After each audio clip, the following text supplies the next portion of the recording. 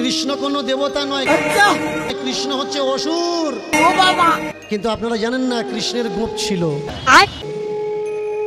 কৃষ্ণকে দেবতা বানানোর জন্য কৃষ্ণের গোপটা ফেলে দেওয়া হয়েছে। কৃষ্ণ কোনো দেবতা নয়, কৃষ্ণ হচ্ছে অসুর।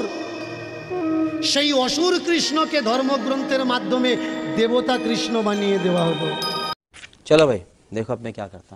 Hello birds, welcome to my another video. আজকে আবার একটা নতুন ভিডিও নিয়ে চলে এসেছি। আজকের ভিডিওটাতে খোদাই হবে কিন্তু রোস্ট হবে না, মানে ঠিক মারবো কিন্তু ভেতরে পড়বে না।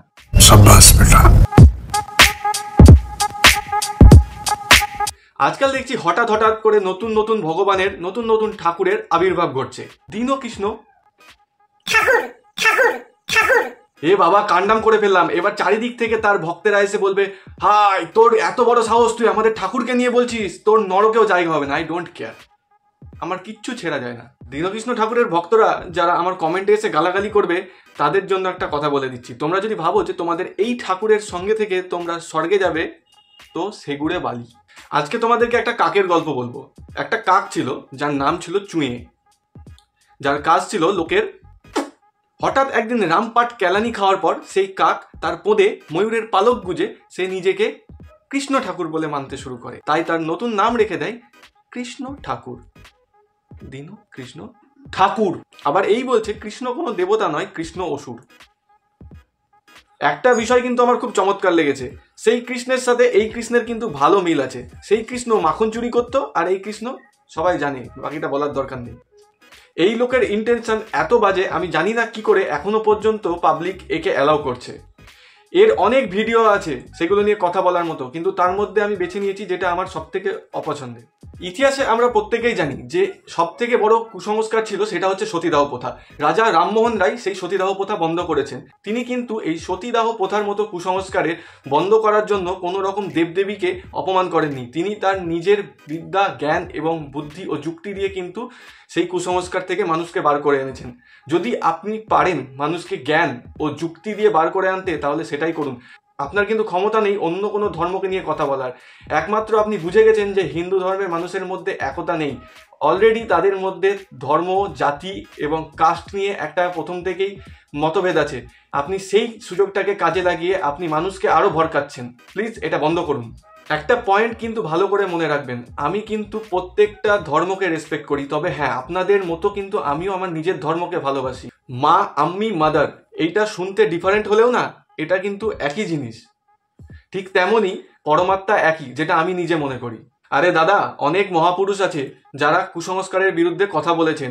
স্বামীজি, শ্রী রামকৃষ্ণদেব, এনারাও কুসংস্কারের বিরুদ্ধে অনেক কথা বলেছেন। স্বামীজি ও শ্রী রামকৃষ্ণদেব কিন্তু মানুষের মধ্যে জ্ঞানের বিকাশ ঘটিয়েছিলেন। কিন্তু একটা জিনিস জানেন কি, যে মানুষকে জ্ঞান দিতে গেলে নিজের জ্ঞান থাকা এবং শিক্ষা থাকার প্রয়োজন আছে। আমার মনে হয় যেটা আপনার নেই।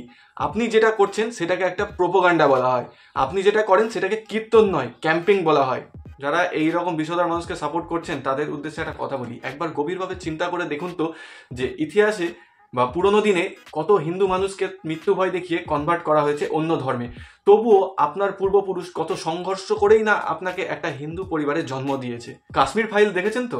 হিন্দু ধর্মকে বাঁচিয়ে রাখার জন্য তানাজি, সাম্বাজি, ছত্রপতি শিবাজি মহারাজের মতো ব্যক্তিত্বরা নিজেদের জীবন বলিদান দিয়েছেন, নিজেদের জীবনকে হিন্দু ধর্মের নামে উৎসর্গ করে দিয়েছেন, আর আপনি সেই হিন্দু ধর্মেই বিষ ঢালছেন।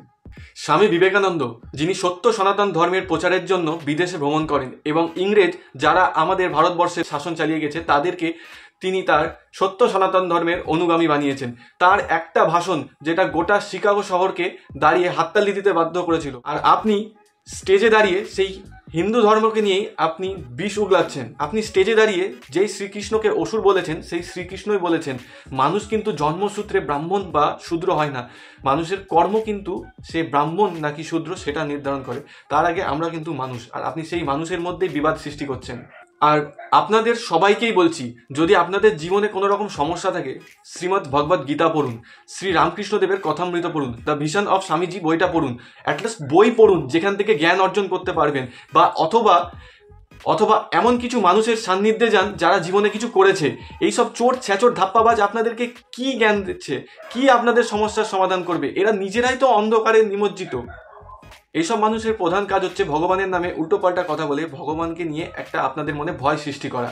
ভগবানকে ভয় পেয়ে নয়, ভালোবেসে ভক্তি করুন, যেটা আমি মনে করি। কে রে তুই? এবার ধরুন আপনাদের মধ্যে কে মন্দিরে যাবেন, কে পুজো করবেন না করবেন সম্পূর্ণ আপনাদের ব্যাপার, কিন্তু নিজেদের বাড়ির লোককে সঠিক জ্ঞান দিন, সঠিকভাবে পথ দেখান, না তো কিন্তু এক এক করে হাজারো কেরালা স্টোরি তৈরি হবে। সনাতন ধর্ম, হিন্দু ধর্ম, ঠাকুর, দেব দেবী এইসব সম্বন্ধে আমি কিন্তু বেশি কিছু জানি না, তবে যেটুকু জানি সেটুকু নিয়ে আমার নেক্সট জেনারেশনকে অমানুষ হওয়ার হাত থেকে বাঁচাতে পারবো।